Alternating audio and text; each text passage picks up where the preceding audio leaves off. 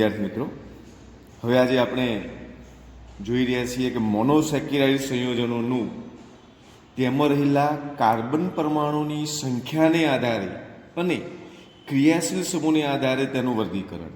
એટલે અહીંયા આપણે સમજીએ છીએ, ધ્યાન રાખજો કે મોનોસેકેરાઇડ સંયોજનો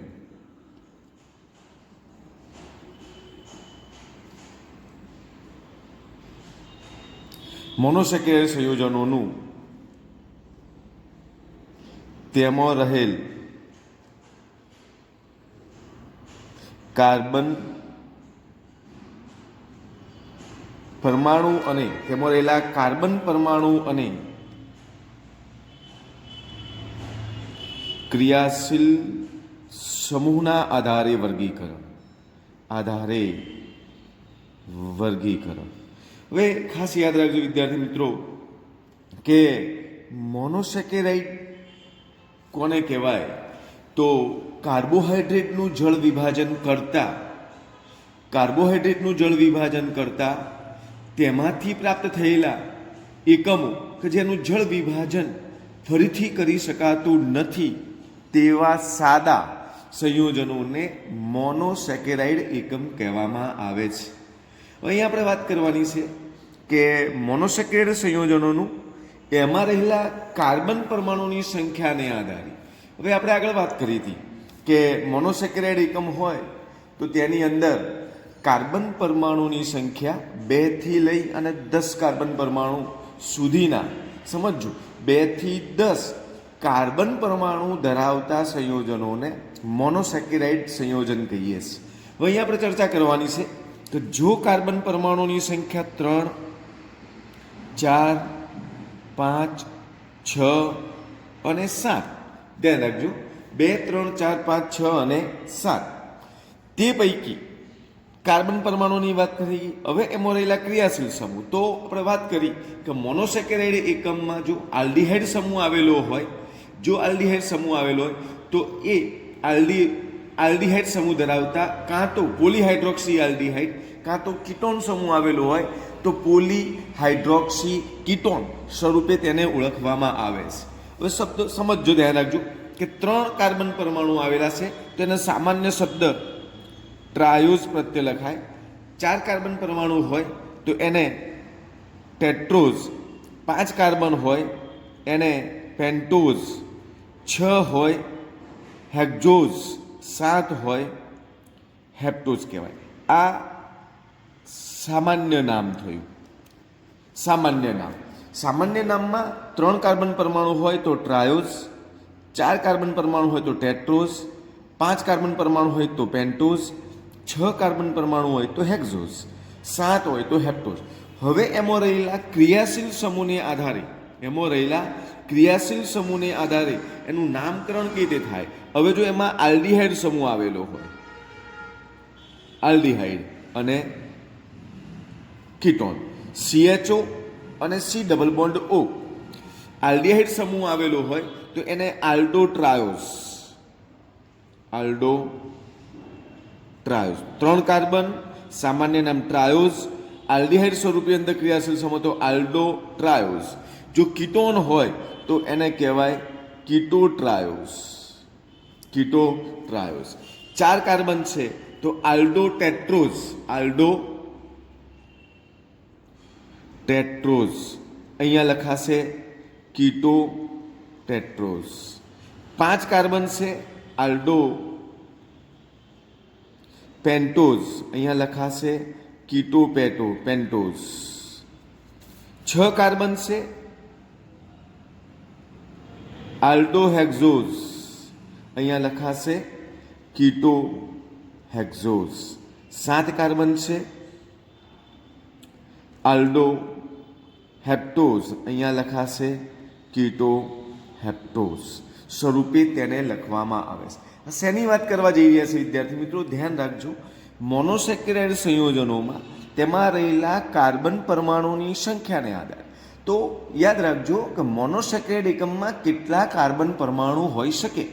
2 થી લઈ 10 કાર્બન પરમાણુ હોઈ શકે છે.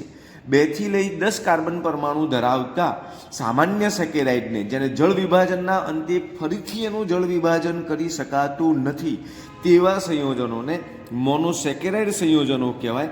તેની અંદર કાર્બન પરમાણુની સંખ્યાને આધારે, તેના ક્રિયાશીલ સમૂહને આધારે તેનું અહીંયા વર્ગીકરણ દર્શાવવામાં આવ્યું છે. 3 હશે તેને ટ્રાયોઝ કહીશું, 4 હશે ટેટ્રોઝ કહીશું, 5 હશે પેન્ટોઝ કહીશું, 6 હશે હેક્ઝોઝ કહીશું, 7 હશે હેપ્ટોઝ કહીશું. હવે એના ક્રિયાશીલ સમૂહને આધારે અહીંયા એનું વર્ગીકરણ આપણને બતાવવામાં આવ્યું છે. તો આ વાત મગજ પર યાદ રાખવાની કે મોનોસેકેરાઇડ એકમ 2 થી 10 કાર્બન પરમાણુ ધરાવતા હોઈ શકે છે. એમાં રહેલા ક્રિયાશીલ સમૂહને આધારે તેનું નામકરણ આ પ્રકારે કરી શકાય છે. આ ખાસ બાબત ધ્યાનમાં રાખવાની. હવે આપણે આના આધારે ગ્લુકોઝનું બંધારણ શીખવા જઈ રહ્યા છીએ. ધ મોસ્ટ ઇમ્પોર્ટન્ટ ક્વેશ્ચન 2021 માટે ગ્લુકોઝનું બંધારણ. હવે ગ્લુકોઝનું બંધારણ એ 3 માર્ક્સથી લઈ 4 માર્ક્સનો ક્વેશ્ચન છે. પરીક્ષક યા એક્ઝામિનર, પેપર સેટર એને 2 માર્ક્સમાં પણ અલગ અલગ રીતે પૂછી શકે છે. એ આપણે એનો અભ્યાસ આપણે અહીંયા કરવા જઈ રહ્યા છીએ. હવે અહીંયા વાત કરવા જઈ રહ્યા છીએ આપણે કે ગ્લુકોઝનું બંધારણ વિશેનું. પણ પહેલાં ગ્લુકોઝનું પ્રાપ્તિ સ્થાન, ગ્લુકોઝની બનાવટની વાત આપણે કરી લઈએ. ગ્લુકોઝની બનાવટ, ત્યારબાદ એના બંધારણ વિશેની વાત આપણે કરવાના છીએ. હવે ખાસ વાત ધ્યાન રાખજો કે ગ્લુકોઝ તો ક્યાંથી પ્રાપ્ત થાય? તો ગ્લુકોઝની બનાવટમાં ગ્લુકોઝ ક્યાંથી મળે? તો પહેલી વાત કે ગ્લુકોઝ એ પાકા ફળ, મધની અંદર વધુ પ્રમાણમાં રહેલો છે. ગ્લુકોઝ એ પાકા ફળ અને મધમાં વધુ પ્રમાણમાં જોવા મળે છે. વધુ પ્રમાણમાં ક્યાં જોવા મળે ગ્લુકોઝ? પાકા ફળ અને મધમાં. હવે બીજી વાત, દ્રાક્ષની અંદર, પાકા ફળમાં આપણે દ્રાક્ષની વાત કરીએ, દ્રાક્ષમાં ગ્લુકોઝનું પ્રમાણમાં આપણે અહીંયા નથી, પણ આ મગજ પર યાદ રાખજો, નીટ માટે બહુ જરૂરી છે. દ્રાક્ષની અંદર 20 થી 25% જેટલું ગ્લુકોઝ ધરાવે છે. દ્રાક્ષમાં કેટલો જોવા મળે છે? 20 થી 25%. માટે તેને ગ્રેપ સુગર તરીકે પણ ઓળખવામાં આવે છે. માનવની અંદર પણ ગ્લુકોઝ રહેલો છે. તો ક્યાં? તો માનવમાં રુધિર અને મૂત્રમાં ચોક્કસ પ્રમાણમાં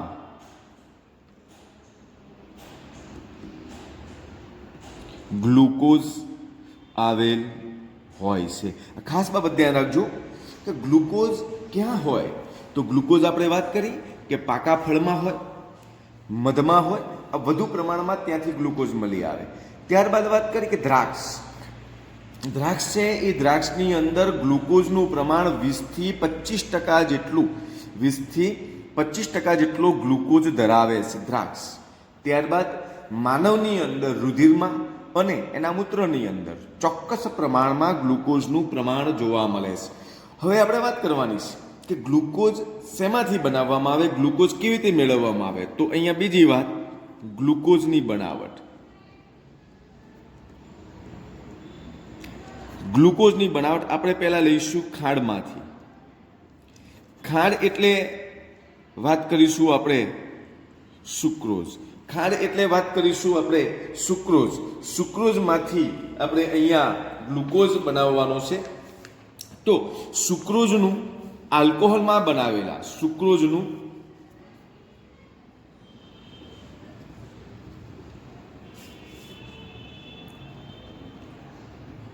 આલ્કોહોલમાં બનાવેલા દ્રાવણનું, સુક્રોઝ એટલે ખાંડનું આલ્કોહોલમાં બનાવેલ દ્રાવણનું મંદ સલ્ફ્યુરિક એસિડ H2SO4 મંદ સલ્ફ્યુરિક એસિડ સાથે અથવા મંદ H2SO4 અથવા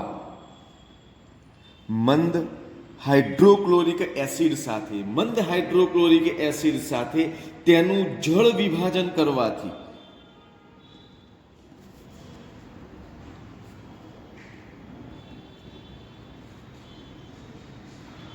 જળ વિભાજન કરવાથી ગ્લુકોઝ મળે છે.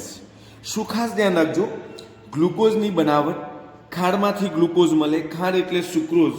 સુક્રોઝનું સૂત્ર છે આપણને ખબર છે C12H22O11. C12H22O11. આ ગ્લુકોઝનું સુક્રોઝમાંથી ગ્લુકોઝ મેળવવા માટે આપણે વાત કરી કે ખાંડને સુક્રોઝને આલ્કોહોલમાં દ્રાવ્ય કરી દ્રાવણ બનાવવાનું. એ દ્રાવણનું મંદ સલ્ફ્યુરિક એસિડ એટલે H2SO4 અથવા મંદ હાઇડ્રોક્લોરિક એસિડ સાથે એનું જળ વિભાજન કરતો એમાંથી ગ્લુકોઝ મેળવી શકાય છે. ગ્લુકોઝ અને ફ્રુક્ટોઝ ધ્યાન રાખજો. એનું ઇક્વેશન આપણે લખીએ કે સુક્રોઝ C12H22O11 નું જલીય દ્રાવણ એટલે વત્તા H2O જલીય દ્રાવણ કોની હાજરીમાં H+ એટલે એસિડ સલ્ફ્યુરિક એસિડ અથવા હાઇડ્રોક્લોરિક એસિડની હાજરીમાં એનું શું કર્યું જળ વિભાજન. તો આપણને અહીંયા મળશે ગ્લુકોઝ C6H12O6 C6H12O6 એક ગ્લુકોઝ મળશે અને બીજો મળશે આ ફ્રુક્ટોઝ. તો ગ્લુકોઝ આવી રીતે મેળવવામાં આવે છે. તો ગ્લુકોઝ કેવી રીતે બનાવવાનો છે તો ધ્યાન રાખજો. અહીંયા ખાંડમાંથી, ખાંડ એટલે સુક્રોઝ, ખાંડ એટલે સુક્રોઝ, સુક્રોઝનું આલ્કોહોલમાં બનાવેલા દ્રાવણ સાથે મંદ સલ્ફ્યુરિક એસિડ કે મંદ હાઇડ્રોક્લોરિક એસિડ સાથે એનું જળ વિભાજન કરતા આપણને ગ્લુકોઝ પ્રાપ્ત થાય છે. તો આ રીતે ગ્લુકોઝ મેળવવામાં આવે છે. એક વાત, આ પ્રક્રિયામાં વધુ પ્રમાણમાં આલ્કોહોલ ઉમેરવામાં આવશે. આ પ્રક્રિયા થાય ગ્લુકોઝ બને ત્યારે તે દરમિયાન તેમાં વધુ પ્રમાણમાં આલ્કોહોલ ઉમેરવામાં આવે છે. તેની અંદર વધુ પ્રમાણમાં આલ્કોહોલ ઉમેરવામાં આવે છે કે જેથી ગ્લુકોઝ આલ્કોહોલમાં અદ્રાવ્ય થવાથી અવક્ષેપ સ્વરૂપે તળિયે જમા થાય છે અને ફ્રુક્ટોઝ દ્રાવ્ય થવાથી એ દ્રાવણમાં ગાળણ દરમિયાન દૂર કરવા. એટલે આપણે વાત કરી મિત્રો કે અહીંયા વાત કરી કે ભાઈ ખાંડનું જળ વિભાજન સાંદ્ર સલ્ફ્યુરિક એસિડની હાજરીમાં કરવાથી આપણને ગ્લુકોઝ અને ફ્રુક્ટોઝ અહીંયા સરખા પ્રમાણમાં પ્રાપ્ત થાય છે. ગ્લુકોઝ આપણને પ્રાપ્ત થાય છે. તો કે સાચી વાત છે. પણ હવે વાત આવી કે સાહેબ ગ્લુકોઝ અને ફ્રુક્ટોઝ બંને જોડે મળે છે તો એમાંથી ગ્લુકોઝ કેવી રીતે અલગ કરી શકાય? તો ધ્યાન રાખજો કે ગ્લુકોઝ અને ફ્રુક્ટોઝ પૈકી ગ્લુકોઝ જે મળે છે, હવે આપણે અહીંયા સુક્રોઝ એટલે કે ખાંડને શેમાં દ્રાવ્ય કર્યો છે? આલ્કોહોલમાં. એ પ્રક્રિયા દરમિયાન આલ્કોહોલનું પ્રમાણ કેવું લેવાનું છે? વધુ પ્રમાણમાં આલ્કોહોલ લેતો ગ્લુકોઝ છે એ આલ્કોહોલમાં દ્રાવ્ય થશે, જ્યારે ફ્રુક્ટોઝ કેવો છે? અદ્રાવ્ય છે. કેવો છે? અદ્રાવ્ય. દ્રાવ્ય અને અદ્રાવ્ય તેને ગળણી દ્વારા ગાળી લેતા, એનું ગાળણ કરતા દ્રાવ્ય ગ્લુકોઝ નીચે આવશે અને અદ્રાવ્ય ફ્રુક્ટોઝ અલગ થશે. તો આવી રીતે ખાંડમાંથી ગ્લુકોઝ અને ફ્રુક્ટોઝને અલગ કરવામાં આવે છે. ખાંડમાંથી આવી રીતે ગ્લુકોઝ અને ફ્રુક્ટોઝને અલગ કરવામાં આવે છે. તો ગ્લુકોઝની બનાવટ આ એક. હવે બનાવટ નંબર 2 ધ્યાન રાખજો. ગ્લુકોઝની બનાવટ નંબર 2 સ્ટાર્ચમાંથી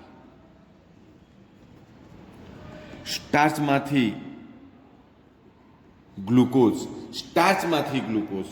તો અહીંયા સ્ટાર્ચમાંથી ગ્લુકોઝને બનાવવા માટે ઔદ્યોગિક પદ્ધતિનો ઉપયોગ કરવાનો છે કે સ્ટાર્ચનું સૂત્ર આપણને ખબર છે મિત્રો કે C6H10O5 એન્ટાઇમ.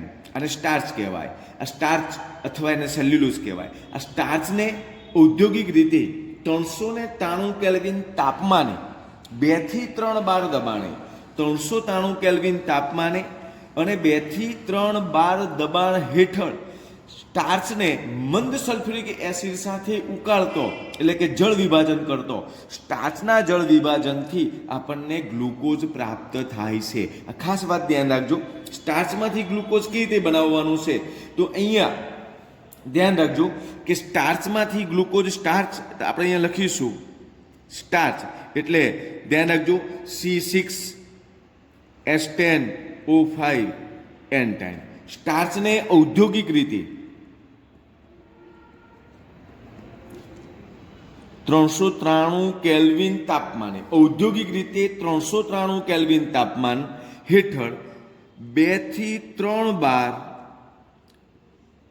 દબાણ હેઠળ સ્ટાર્ચને ઔદ્યોગિક રીતે 393 કેલ્વિન તાપમાને 2 થી 3 બાર દબાણ હેઠળ મંદ H2SO4 ની હાજરીમાં ગરમ કરતા, મંદ સલ્ફ્યુરિક એસિડની હાજરીમાં ગરમ કરતો સ્ટાર્ચનું જળ વિભાજન થવાથી ગ્લુકોઝ પ્રાપ્ત થાય છે. શું પ્રાપ્ત થાય છે? ગ્લુકોઝ પ્રાપ્ત થાય. તો વિદ્યાર્થી મિત્રો, સ્ટાર્ચમાંથી ગ્લુકોઝ કેવી રીતે બને? તો ઔદ્યોગિક ઉત્પાદન દ્વારા. કેવી રીતે? 393 કેલ્વિન તાપમાન, 2 થી 3 બાર દબાણે બરાબર એને ગરમ કરવાનું છે મંદ સલ્ફ્યુરિક એસિડની હાજરીમાં, અને ગરમ કરતો સ્ટાર્ચનું જળ વિભાજન થવાથી આપણને અહીંયા ગ્લુકોઝ પ્રાપ્ત થાય છે. તો સ્ટાર્ચ અહીંયા ધ્યાન રાખજો, C6H10O5 N ટાઈમ વત્તા N ટાઈમ પાણીનો અણુ, એટલે સ્ટાર્ચનું અહીંયા જળ વિભાજન કરવાનું પાણીનો અણુ. ધ્યાન રાખજો, અહીંયા મંદ H2SO4 અથવા H+, 393 કેલ્વિન તાપમાન, 2 થી 3 બાર દબાણ. તો અહીંયા આપણને N ટાઈમ ગ્લુકોઝના અણુ મળશે, C6H12O6. આપણને અહીંયા આવી રીતે ગ્લુકોઝ પ્રાપ્ત થાય છે, આવી રીતે ગ્લુકોઝ મેળવી શકાય છે. આ વાત ધ્યાનમાં રાખજો. એક બીજી વાત જે અહીંયા આપણી પુસ્તકની અંદર અહીંયા વાત આપી નથી, કહ્યું કે ભાઈ આવી રીતે સ્ટાર્ચના જળ વિભાજનને અંતે આપણને ગ્લુકોઝ પ્રાપ્ત થયો, પણ એની અંદર વધારાનો સલ્ફ્યુરિક એસિડ પ્રાપ્ત છે, વધારાનો સલ્ફ્યુરિક એસિડ અંદર છે, તો એનું તટસ્થીકરણ કેવી રીતે કરવાનું? તો આ એક વાત નીટના ક્વેશ્ચન સ્વરૂપે આપણે ધ્યાન રાખજો કે calcium carbonate CaCO3 calcium carbonate દ્વારા એની અંદર રહેલા વધારાના સલ્ફ્યુરિક એસિડનું તટસ્થીકરણ કરવામાં આવે છે. આથી તટસ્થીકરણ કરતા ધ્યાન રાખજો કે અદ્રાવ્ય કેલ્શિયમ સલ્ફેટ બને છે, તેનાથી ગાળણથી પ્રક્રિયાથી દૂર કરવામાં આવે છે. ત્યારબાદ એ ગાળણને પ્રાણીજ કોલસામાંથી પસાર કરી રંગવિહીન બનાવી અને એની હવાની હાજરીમાં સાંદ્રતા કરતા ગ્લુકોઝના સ્ફટિક પ્રાપ્ત થાય છે. હવે ધ્યાન રાખજો, આપણે બધી વાતમાં નથી પડતા, આપણે મગજમાં MCQ કેવા છે એની વાત આપણે અહીંયા ખાલી માત્ર ચર્ચા કરી લઈએ કે આપણે ગ્લુકોઝની બનાવટ બે પદ્ધતિ દ્વારા કરીએ છીએ. એક સીધું ખાંડમાંથી ગ્લુકોઝ અને બીજું સ્ટાર્ચમાંથી ગ્લુકોઝ. ખાંડમાંથી ગ્લુકોઝ એટલે ખાંડ એટલે સુક્રોઝ, એનું મંદ સલ્ફ્યુરિક એસિડ કે મંદ હાઇડ્રોક્લોરિક એસિડ વડે આલ્કોહોલમાં બનાવેલા ખાંડની દ્રાવણને અહીંયા જળ વિભાજન કરતો એમાંથી ગ્લુકોઝ અને ફ્રુક્ટોઝ પ્રાપ્ત થાય છે. આ નોર્મલ વાત આપણે મેળવી દીધું. પણ એક બીજી વાત કે એની અંદર MCQની અંદર કે એના દ્વારા મળેલા ફ્રુક્ટોઝને કેવી રીતે દૂર કરશો? ફ્રુક્ટોઝ ગ્લુકોઝ મળી ગયું, તો ગ્લુકોઝ શું છે? તો ગ્લુકોઝ એ આલ્કોહોલમાં વધુ દ્રાવ્ય છે, તો વધુ દ્રાવ્ય હોવાથી વધુ પ્રમાણમાં આલ્કોહોલ નાખતા બધું જ ગ્લુકોઝ આલ્કોહોલમાં દ્રાવ્ય થશે, જ્યારે ફ્રુક્ટોઝ એ આલ્કોહોલમાં અદ્રાવ્ય છે, માટે એ અદ્રાવ્ય સ્વરૂપે અલગ કરી શકાય છે. આ પહેલી વાત. વાત નંબર 2, સ્ટાર્ચમાંથી આપણે ગ્લુકોઝ મેળવી શકીએ છીએ. સ્ટાર્ચ C6H10O5 N ટાઈમ સ્ટાર્ચને ઔદ્યોગિક પદ્ધતિ દ્વારા, એટલે કે સ્ટાર્ચને 393 કેલ્વિન તાપમાન, 2 થી 3 બાર દબાણે એને મંદ સલ્ફ્યુરિક એસિડ સાથે ગરમ કરતા સ્ટાર્ચના જળ વિભાજનથી ગ્લુકોઝ પ્રાપ્ત થાય છે. ઓકે, આમાંથી ગ્લુકોઝ આપણને મળી ગયું. પણ અહીંયા દ્રાવણની અંદર સ્ટાર્ચ પણ છે, સ્ટાર્ચમાંથી મળેલો ગ્લુકોઝ પણ છે અને સલ્ફ્યુરિક એસિડ પણ છે. તો આ MCQ માટે ખાસ કે દ્રાવણમાં રહેલા મંદ H2SO4 ને દૂર કરવા તેમાં કેલ્શિયમ કાર્બોનેટ ઉમેરવામાં આવે છે, જે કેલ્શિયમ કાર્બોનેટ જે કેલ્શિયમ સલ્ફેટમાં અવક્ષેપણ પામે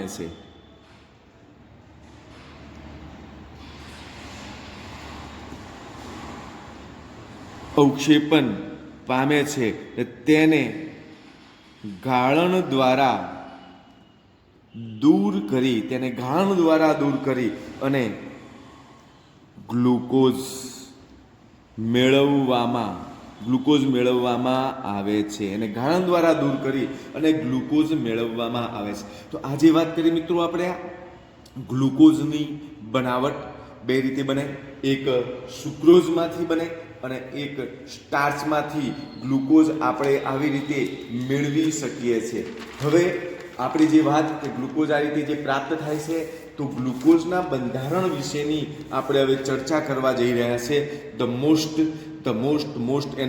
મોસ્ટ ઇમ્પોર્ટન્ટ ક્વેશ્ચન, ગ્લુકોઝનું બંધારણ. તો ધ્યાન રાખજો વિદ્યાર્થી મિત્રો, હવે અહીંયા વાત કરવા જઈ રહ્યો છું, હું ગ્લુકોઝના બંધારણની વાત કરવા જઈ રહ્યો છું. તો ગ્લુકોઝનું બંધારણ ધ્યાન રાખજો. અહીંયા ગ્લુકોઝનું બંધારણ તો અહીંયા આપણે શીખી રહ્યા છીએ. આ ગ્લુકોઝના બંધારણમાં વિદ્યાર્થી મિત્રો મોસ્ટ ઇમ્પોર્ટન્ટ ક્વેશ્ચન છે આ ગ્લુકોઝનું બંધારણ. બરાબર. તો ગ્લુકોઝના બંધારણમાં આપણે શરૂઆતમાં વાત કરીએ કે ગ્લુકોઝ એક આલ્ડોહેક્ઝોઝ છે, તે ડેક્સ્ટ્રોઝ તરીકે પણ ઓળખવામાં આવે છે. તો અહીંયા ગ્લુકોઝનું બંધારણ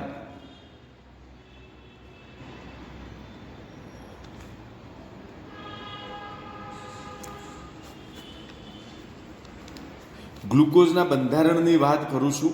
ધ્યાન રાખજો, અહીંયા ગ્લુકોઝનું બંધારણની વાત કરું છું. તો ગ્લુકોઝ એ શું છે? તો પહેલી વાત, ગ્લુકોઝ આલ્ડોહેક્ઝોઝ છે. ગ્લુકોઝ શું છે? આલ્ડોહેક્ઝોઝ છે. તેને ડેક્સ્ટ્રોઝ તરીકે પણ ઓળખવામાં આવે, તેને ડેક્સ્ટ્રોઝ તરીકે પણ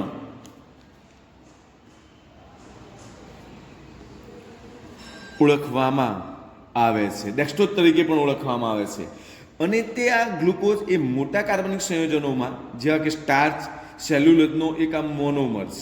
હવે આપણે અહીંયા વાત કરવાની છે કે હવે આ ગ્લુકોઝના બંધારણની. બરાબર. ધ્યાન રાખજો, પહેલો મુદ્દો કે ગ્લુકોઝ એ આલ્ડોહેક્ઝોઝ છે, તે ડેક્સ્ટ્રોઝ તરીકે પણ ઓળખવામાં આવે છે.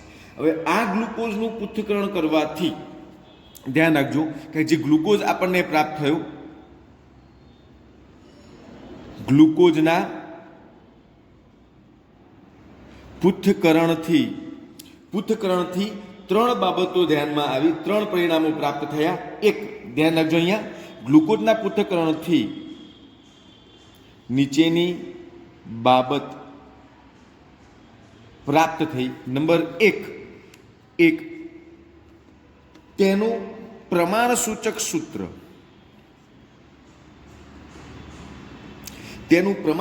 સૂત્ર, આપણને પ્રાપ્ત થયું CH2O.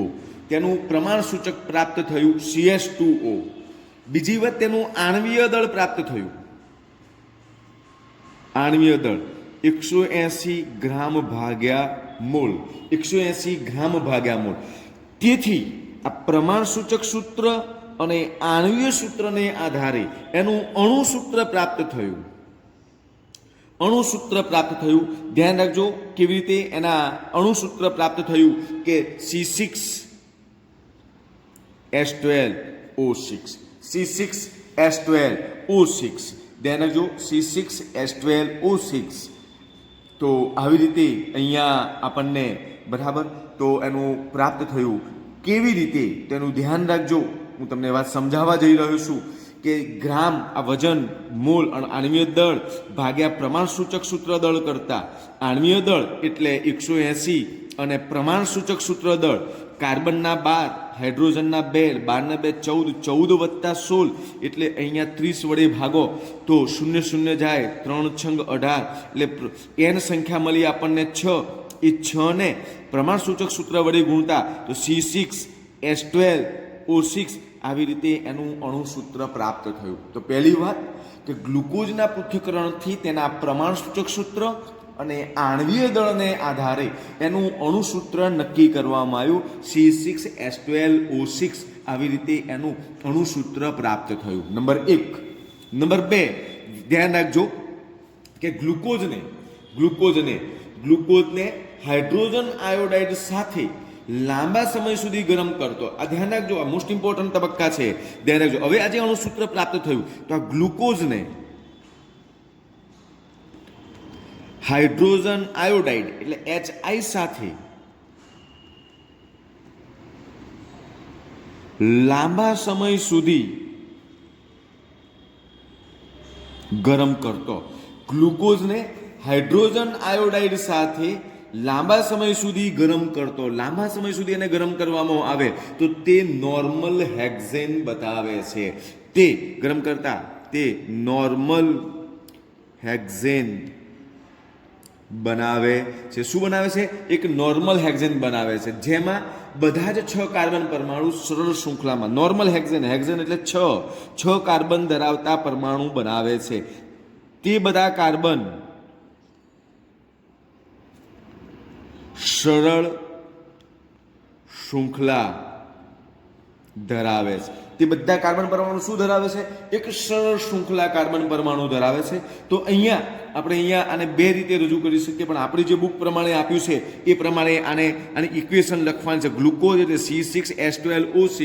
એની અંદર આપણે વાત કરીશું કે આલ્ડો હેક્ઝોસ છે, આલ્ડીહાઇડ સમૂહ છે, હેક્ઝોસ છે, એટલે એને આપણે આવી રીતે રજૂ કરીશું CHOH 4 ટાઈમ CH2OH. એને હાઇડ્રોજન આયોડાઇડ સાથે ખૂબ લાંબા સમય સુધી ગરમ કરતો આપણને નોર્મલ હેક્ઝેન પ્રાપ્ત થાય છે. 6 કાર્બનની સરળ શૃંખલા, બરાબર, CH3 CH2 CH2 CH2 CH2 CH3 આપણને પ્રાપ્ત થાય છે. CH2 એટલે નોર્મલ હેક્ઝેન આપણને અહીંયા પ્રાપ્ત થાય છે. આ ખાસ બાબત ધ્યાનમાં રાખજો. પહેલો મુદ્દો, ગ્લુકોઝનું બંધારણ સાબિત કરવાનું છે વિદ્યાર્થી મિત્રો. ધ મોસ્ટ IMP ક્વેશ્ચન છે.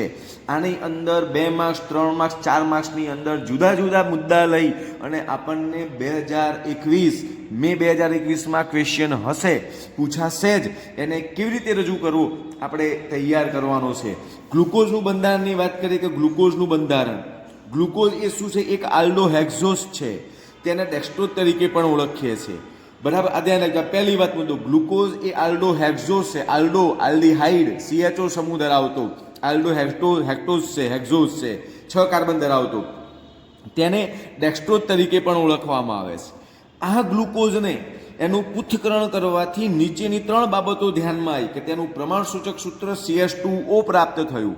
નંબર 2, તેનું આણ્વીય દળ 180 ગ્રામ ભાગ્યા મોલ પ્રાપ્ત થયું. આ આણ્વીય દળ અને પ્રમાણસૂચક સૂત્રને આધારે તેનું અણુસૂત્ર નક્કી કર્યું, C6H12O6. આવી રીતે નક્કી કરવામાં આવે છે. હવે ત્યારબાદ આ નક્કી કરેલા આણ્વીય સૂત્રને આધારે તેનું પૃથ્થકરણ કરતો, ગ્લુકોઝનું પૃથ્થકરણ જે કરતા ગ્લુકોઝના અણુસૂત્રને આધારે એને વધુ પ્રમાણમાં વધુ સમય માટે હાઇડ્રોજન આયોડાઇડ સાથે લાંબા સમય સુધી ગરમ કરતા તે નોર્મલ હેક્ઝેનની સરળ શૃંખલા પ્રાપ્ત થઈ. તો એ સરળ શૃંખલા આપણને અહીંયા રજૂ કરે છે. નંબર 1 મુદ્દો. મુદ્દા નંબર 2, ધ્યાન રાખજો કે ગ્લુકોઝની અંદર ગ્લુકોઝ એ કાર્બોનિલ સમૂહના પ્રક્રિયકો સાથે પ્રક્રિયા કરે છે. કાર્બોનિલ સમૂહની હાજરી નક્કી કરવાની છે.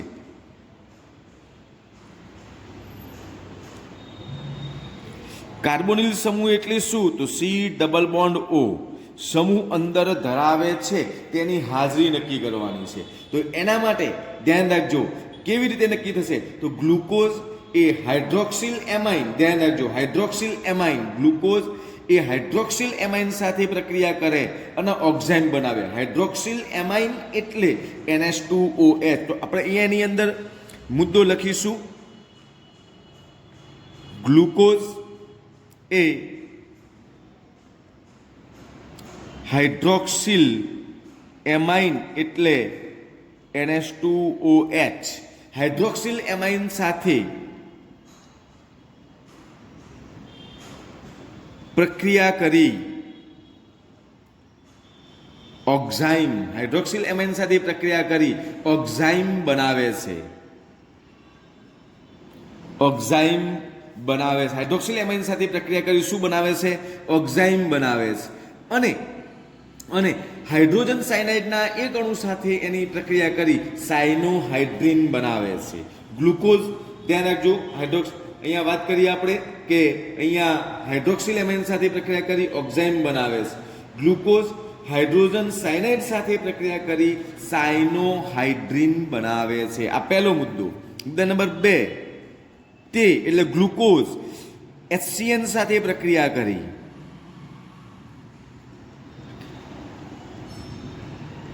સાયનોહાઇડ્રીન નિપજ આપે છે. શું આપે છે?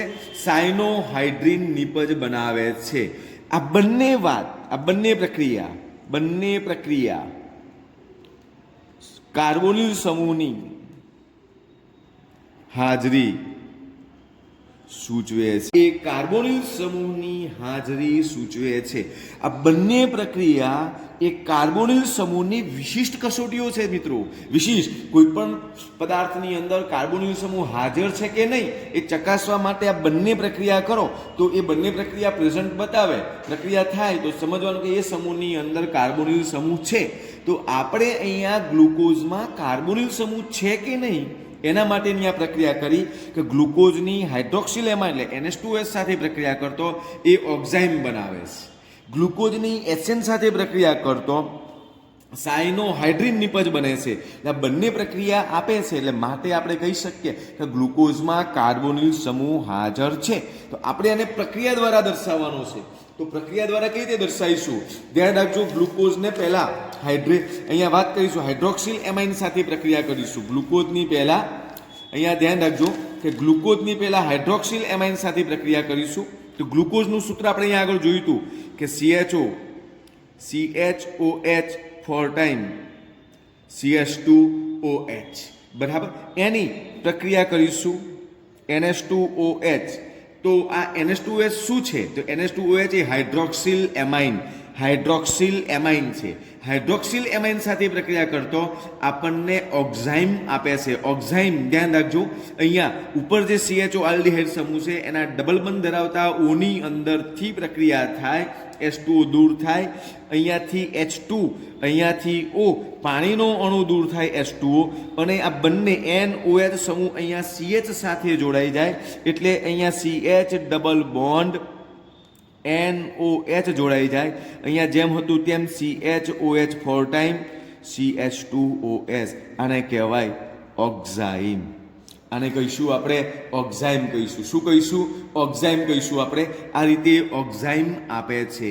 અહીંયાથી H2, અહીંયાથી O, અહીંથી H2, અહીંયાથી O, પાણીનો અણુ દૂર થઈ આ NOH અહીંયા CH સાથે જોડે એટલે CH double bond N bond OH. આવી રીતે ઓક્ઝાઇમ બને છે. શું બને છે? ઓક્ઝાઇમ બને છે. બીજી પ્રક્રિયાની વાત કરી હતી આપણે કે HCN સાથે પ્રક્રિયા કરતો. ધ્યાન રાખજો, ગ્લુકોઝ આની HCN સાથે પ્રક્રિયા કરતો. તો HCN સાથે પ્રક્રિયા કરતો આપણને પ્રાપ્ત થતું હતું, ધ્યાન રાખજો, સાયનોહાઇડ્રીન. તો આમાં પણ આ જ પ્રક્રિયા થશે. HCN સાથે પ્રક્રિયા કરશું તો સાયનોહાઇડ્રીન કેવી રીતે બનશે? અહીંયાથી O સાથે H જોડાશે અને CN એ C સાથે જોડાશે એટલે આ રીતે બનશે. ધ્યાન રાખજો કે CH અહીંયા લખીશું CHOH 4 time CH2OH. CH O છે, O સાથે જોડાશે OH. H અહીંયા જોડાય ગયું. CN જોડાશે અહીંયા CH સાથે CN. આને કહેવાય સાયનોહાઇડ્રીન. આને કહીશું સાયનોહાઇડ્રીન. આ ત્રીજો તબક્કો. ફરીથી ધ્યાન રાખજો મિત્રો, ગ્લુકોઝનું બંધારણ ધ્યાન રાખજો. અહીંયા ગ્લુકોઝના બંધારણની વાત કરીએ કે પહેલાં વાત કરી કે ગ્લુકોઝ એ આલ્ડોહેક્ઝોઝ છે, તે ડેક્સ્ટ્રોઝ તરીકે પણ ઓળખાય છે. ગ્લુકોઝનું પૃથ્થકરણ કરતો બે બાબતો ધ્યાનમાં આવી કે એનું પ્રમાણ સૂચક સૂત્ર CH2O પ્રાપ્ત થયું અને એનું આણ્વીય દળ મળ્યું 180 ગ્રામ ભાગ્યા મોલ. આ બંનેને આધારે તેનું આણ્વીય સૂત્ર નક્કી થયું C6H12O6. આ આણ્વીય સૂત્ર નક્કી કર્યા બાદ એ ગ્લુકોઝના સૂત્રને હાઇડ્રોજન આયોડાઇડ સાથે ખૂબ લાંબા સમય સુધી ગરમ કરતો આપણને નોર્મલ હેક્ઝેન બને છે, જે એક સરળ શૃંખલા ધરાવે છે. એ સરળ શૃંખલા ધરાવતો નોર્મલ હેક્ઝેન મળ્યો. નંબર 1. નંબર 2, ગ્લુકોઝની અંદર કાર્બોનિલ સમૂહ પ્રેઝન્ટ છે, C ડબલ બોન્ડ O સમૂહ હાજર છે. તો એના માટે વાત કરી કે ગ્લુકોઝની હાઇડ્રોક્સિલ એમાઇન સાથે પ્રક્રિયા કરતો આપણને અહીંયા શું મળે છે? તો ઓક્ઝાઇમ પ્રાપ્ત થાય છે. તો એ આપણે અહીંયા પ્રક્રિયા દ્વારા સમજાયું. અહીંયા ધ્યાન રાખજો કે ગ્લુકોઝની હાઇડ્રોક્સિલ એમાઇન સાથે પ્રક્રિયા કરતો આપણને અહીંયા ઓક્ઝાઇમ પ્રાપ્ત થાય છે. બીજી વાત અહીંયા આપણે કરી વિદ્યાર્થી મિત્રો કે જો ગ્લુકોઝની હાઇડ્રોસાયનાઇડ સાથે પ્રક્રિયા કરવાથી સાયનોહાઇડ્રીન નિપજ મળે છે, તો અહીંયા ગ્લુકોઝની HCN સાથે પ્રક્રિયા કરતો સાયનોહાઇડ્રીન નિપજ મળે છે. આ બંને પ્રક્રિયા નિપજ જે આપે છે એના આધારે નક્કી થયું કે ગ્લુકોઝમાં C+O સમૂહની હાજરી સૂચવે છે. આ બીજો નંબર. આપણને પ્રશ્ન પૂછ્યા 2 માર્ક્સમાં કે ગ્લુકોઝમાં કાર્બોનિલ સમૂહની હાજરી સૂચવતી પ્રક્રિયાઓ લખો. તો આ 2 પ્રક્રિયાઓ આપણે દર્શાવી શકીએ છીએ. આગળ વાત ત્રીજા નંબરના મુદ્દાની. આગળ વાત ધ્યાન રાખજો. ત્રીજો મુદ્દો ગ્લુકોઝ. ધ્યાન રાખજો અહીંયા ગ્લુકોઝની બ્રોમિન જળ. ગ્લુકોઝની અંદર આલ્ડીહાઇડ સમૂહ હાજર છે, સ્વરૂપ હાજર રહેલો છે. તો એની વાત કરવાની છે કે ગ્લુકોઝમાં જે આલ્ડીહાઇડ સમૂહ છે એના પ્રેઝન્ટેશનનો અહીંયા એના પછીનો મુદ્દો વાત કરવા જઈ રહ્યા છીએ કે ગ્લુકોઝની બ્રોમિન જળ જેવા મંદ ઓક્સિડેશન કરતા સાથે પ્રક્રિયા કરતા 6 કાર્બન પરમાણુ વાળો કાર્બોક્સિલિક એસિડ ગ્લુકોનિક એસિડમાં ઓક્સિડેશન પામે છે. એ બતાવે છે કે ગ્લુકોઝમાં કાર્બોનિલ સમૂહ આલ્ડીહાઇડ સ્વરૂપે હાજર રહેલો છે.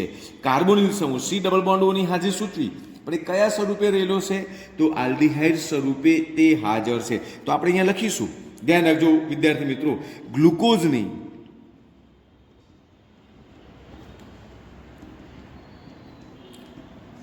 બ્રોમિન જળ, ગ્લુકોઝની બ્રોમિન જળ જેવા મંદ ઓક્સિડેશન કરતા સાથે પ્રક્રિયા કરતો ગ્લુકોઝની બ્રોમિન જળ જેવા મંદ ઓક્સિડેશન કરતા સાથે પ્રક્રિયા કરતા આપણને 6 કાર્બન વાળો કાર્બોક્સિલિક એસિડ પ્રક્રિયા કરતા 6 કાર્બન પરમાણુ વાળો કાર્બોક્સિલિક એસિડ. કાર્બોક્સિલિક એસિડ એને કયો એસિડ કહેવાય? કે ગ્લુકોનિક એસિડ. એનું શું નામ છે? ગ્લુકોનિક એસિડ મળે છે. ગ્લુકોનિક એસિડ પ્રાપ્ત થાય છે, જે એમ સૂચવે છે કે ગ્લુકોઝમાં કાર્બોનિલ સમૂહ આલ્ડીહાઇડ સ્વરૂપે રહેલો છે. એસિડ મળે છે જે ગ્લુકોઝમાં કાર્બોનિલ સંયોજન આલ્ડીહાઇડ સ્વરૂપે રહેલ છે.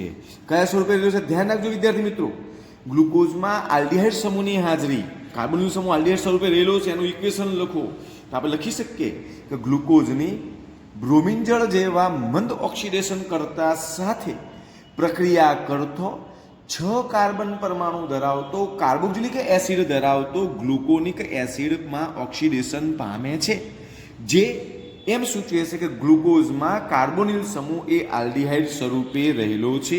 તો આપણે એને અહીંયા બતાવીએ કેવી રીતે. તો એનું ઇક્વેશન લખીએ કે glucose CHO CHOH 4 time CH2OH એને મંદ ઓક્સિડેશન કરતા બ્રોમિન જળ સાથે આપણે પ્રક્રિયા કરીએ છીએ તો CHO નું COOH ઓક્સિડેશન થાય. ઓક્સિડેશન થાય એટલે ઓક્સિડેશનની ડેફિનેશન વિદ્યાર્થી મિત્રો આપણે રેડોક્સ પ્રક્રિયામાં શીખ્યા છીએ.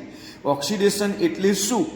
ઓક્સિડેશન એટલે કે જે રાસાયણિક પ્રક્રિયા દરમિયાન ઓક્સિજન ઉમેરાય અથવા હાઇડ્રોજન દૂર થાય. અથવા શબ્દ આ ધ્યાન દોરીએ છીએ છતાં આપ વ્યાખ્યાઓમાં ઘણી બધી ભૂલો કરો છો કે ભાઈ અને શબ્દ બોલાઈ જાય છે. અહીંયા વાત છે ઓક્સિડેશન કોને કહેવાય? ઓક્સિજન ઉમેરાય અથવા હાઇડ્રોજન દૂર થાય. આની અંદર આલ્ડીહાઇડ સમૂહમાં ઓની અંદર ઓક્સિજન ઉમેરાય છે. ઉમેરાવાથી આ પ્રક્રિયા બને છે COOH. બાકી જેમ હતું એમ CHOH 4 ટાઈમ CH2OH. આ 6 કાર્બન, આ 4 કાર્બન 5 અને 6 કાર્બન ધરાવતો કાર્બોક્સિલિક એસિડ મળે છે. એને કહેવામાં આવે છે ગ્લુકોનિક એસિડ કહેવામાં આવે છે. આ ગ્લુકોનિક એસિડ એવું સૂચવે છે કે કાર્બોનિલ સમૂહ તો છે જ સી ડબલ બોન્ડ ઓ, પણ કયા સ્વરૂપે છે આપણને આલ્ડિહાઇડ સમૂહ સ્વરૂપે હાજર છે. આલ્ડિહાઇડ સ્વરૂપે એ કાર્બોનિલ સમૂહ આપણા અહીંયા ગ્લુકોઝની અંદર એ પ્રેઝન્ટેશન ધરાવે છે, હાજરી ધરાવે છે. તો આ જે વાત થઈ એ આલ્ડિહાઇડ સમૂહની કાર્બોનિલ સમૂહ એ આલ્ડિહાઇડ સ્વરૂપે આપણા ગ્લુકોઝના બંધારણમાં રહેલો છે એની ચર્ચા કરી. ફરીથી ધ્યાન રાખજો અહીંયા કે ગ્લુકોઝની બ્રોમિન જળ જેવા મંદ ઓક્સિડેશન કરતા સાથે પ્રક્રિયા કરતા 6 કાર્બન પરમાણુ ધરાવતો કાર્બોક્સિલિક એસિડ સ્વરૂપે ગ્લુકોનિક એસિડ જોવા મળે છે, જે કાર્બોનિલ સમૂહ એ આલ્ડિહાઇડ સ્વરૂપે હાજરી ધરાવે છે. ધ્યાન રાખજો. ચોથો મુદ્દો, એના પછીના 5મા મુદ્દાની વાત કરવા હું જઈ રહ્યો છું. ધ્યાન રાખજો કે ગ્લુકોઝની એસિટિક એનહાઇડ્રાઇડ સાથે ધ્યાન રાખજો ગ્લુકોઝની એસિટિક એનહાઇડ્રાઇડ. વિદ્યાર્થી મિત્રો, એસિટિક એનહાઇડ્રાઇડ, તો એસિટિક એસિડનું સૂત્ર છે વિદ્યાર્થી મિત્રો CH3COOH. આવા એસિટિક એસિડના 2 અણુ દ્વારા બને છે એસિટિક એનહાઇડ્રાઇડ. એનહાઇડ્રાઇડ મતલબ કે બંને અણુમાંથી પાણીનો અણુ દૂર થાય તો આપણને મળે છે એસિટિક એનહાઇડ્રાઇડ. તો ગ્લુકોઝની એસિટિક એનહાઇડ્રાઇડ સાથે એસિટિલેશન પ્રક્રિયા કરતો એસિટિલેશનથી ગ્લુકોઝ પેન્ટા એસિટેટ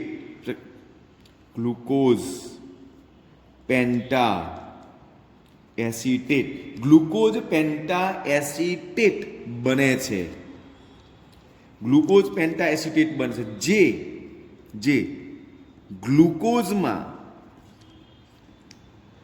5 OH સમૂહની હાજરી સૂચવે છે. જે ગ્લુકોઝમાં 5 OH સમૂહની, આપણને ક્વેશ્ચન પૂછાય કે ગ્લુકોઝમાં 5 OH સમૂહની હાજરી સૂચવતું સમીકરણ લખો તો યાદ રાખજો ગ્લુકોઝની એસિટિક એનહાઇડ્રાઇડ સાથે એસિટિલેશન પ્રક્રિયા કરવાથી ગ્લુકોઝ પેન્ટા એસિટેટ પ્રાપ્ત થાય છે, જે ગ્લુકોઝમાં 5 OH સમૂહની હાજરી સૂચવે છે. આમ ગ્લુકોઝ સ્થાયી સંયોજન છે, તેથી 5 OH સમૂહ જુદા જુદા કાર્બન પરમાણુ સાથે જોડાયેલા. હવે અહીંયા ગ્લુકોઝ એ સ્થાયી સંયોજન, આપણે અહીંયા વાત લખીશું ગ્લુકોઝ સ્થાયી સંયોજન હોવાથી 5 OH સમૂહ જુદા જુદા કાર્બન પર આવેલા હોવા જોઈએ. જુદા જુદા કાર્બન પરમાણુ પર આ 5 OH સમૂહ આવેલા હોવા જોઈએ. એની વાત અહીંયા કરીશ. ફરીથી પ્રશ્ન પૂછાય કે ગ્લુકોઝમાં 5 OH સમૂહની હાજરી સૂચવતો સમીકરણ લખો તો આપણે લખી શકીએ કે ગ્લુકોઝની એસિટિક એનહાઇડ્રાઇડ સાથે જો પ્રક્રિયાથી એસિટાઇલેશન પ્રક્રિયા કરવામાં આવે તો ગ્લુકોઝ પેન્ટા એસિટેટ મળે છે. જે ગ્લુકોઝ પેન્ટા એસિટેટ જે ગ્લુકોઝમાં 5 OH સમૂહની હાજરી સૂચવે છે. 5 OH સમૂહની હાજરી ને 5 OH સમૂહ ગ્લુકોઝ સ્થાયી હોવાથી એ જુદા જુદા કાર્બન પરમાણુ પર આવેલા હોવા જોઈએ. તો આપણે અહીંયા રજૂ કરીએ કે glucose CHO CHOH 4 time CH2OH. અહીંયા લખીશું એસિટિક એનહાઇડ્રાઇડ. ધ્યાન રાખજો એસિટિક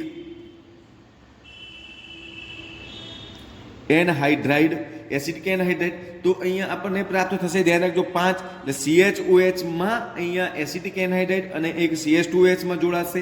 ધ્યાન રાખજો તો અહીંયા CHO અહીંયા CH આ OH પણ છે, પણ કેવી રીતે ધ્યાન રાખજો અહીંયા O C double bond O અહીં આવ્યું CH3. ધ્યાન રાખજો કેટલા ટાઈમ 4 ટાઈમ. અહીંયા આગળ CH2 ધ્યાન રાખજો CH2 ફરીથી O double single bond C double bond O CH3 તો આ જૈવિક અણુ ગ્લુકોઝ પેન્ટા એસિટેટ તરીકે એને ઓળખવામાં આવે છે. તો આવી રીતે આમ ગ્લુકોઝ પેન્ટા એસિટેટ નિપજ એ એમ કહેશે કે ગ્લુકોઝમાં 5 OH સમૂહ હાજર છે, એ જુદા જુદા કાર્બન પર આવેલા હોવા જોઈએ. આ ઇક્વેશન ધ મોસ્ટ આઈએમપી ધ્યાન રાખજો. 5 OH સમૂહની હાજરી ધરાવતું ગ્લુકોઝનું અહીંયા સાબિત કરો તો આપણે આના દ્વારા રજૂ કરી શકીએ છીએ. આગળ વાત ધ્યાન રાખજો અહીંયા વિદ્યાર્થી મિત્રો કે હવે આગળ વાત કરી કે ગ્લુકોઝ અને ગ્લુકોનિક એસિડ ધ્યાન રાખજો. આગળનો મુદ્દો ગ્લુકોઝ અને ગ્લુકોનિક એસિડ. ગ્લુકોઝ અને ગ્લુકોનિક એસિડ બંને નાઇટ્રિક એસિડ દ્વારા ઓક્સિડેશન પામી. ગ્લુકોઝ અને ગ્લુકોનિક એસિડ આ બંને નાઇટ્રિક એટલે HNO3 એસિડ દ્વારા ઓક્સિડેશન પામી અને એક ડાયકાર્બોક્સિલિક એસિડ એક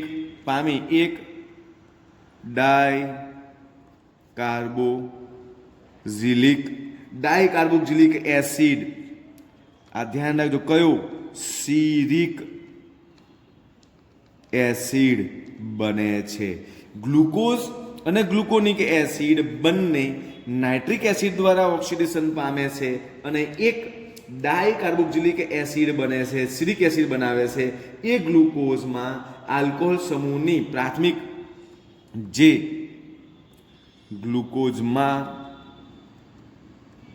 પ્રાથમિક OH સમૂહની હાજરી સૂચવે છે. જે ગ્લુકોઝની અંદર પ્રાથમિક OH સમૂહની હાજરી સૂચવે છે.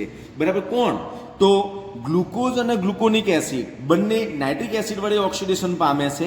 તો ડાયકાર્બોક્સિલિક એસિડનો એક અણુ પ્રાપ્ત મળે છે. ડાયકાર્બોક્સિલિક એસિડનો એક અણુ એને કહેવાય સિરિક એસિડ પ્રાપ્ત થાય છે. જે ધ્યાન રાખજો જે ગ્લુકોઝમાં પ્રાથમિક OH સમૂહની હાજરી સૂચવે છે. બરાબર ધ્યાન રાખજો. ગ્લુકોઝ અને ગ્લુકોનિક એસિડ બંને તો ગ્લુકોઝ લખીએ અહીંયા CHOH 4 ટાઈમ CH2OH આની ઓક્સિડેશન કર્યું HNO3 ની હાજરીમાં તો સિરિક એસિડ મળ્યો. તો સિરિક એસિડ એટલે COOH 4 ટાઈમ COOH સિરિક એસિડ આપણને પ્રાપ્ત થયું.